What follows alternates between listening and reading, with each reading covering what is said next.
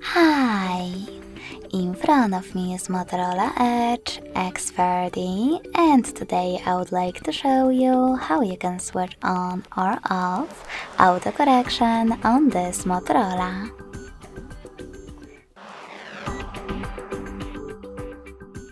Begin by opening Devices settings. In them, scroll all the way down and click on System.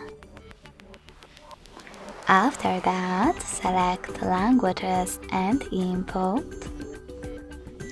On-Screen Keyboard, and Keyboard.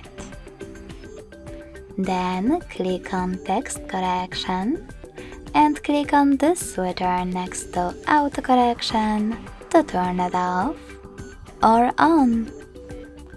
Thanks so much for watching. If you enjoyed this video, don't forget to leave a like, comment and subscribe.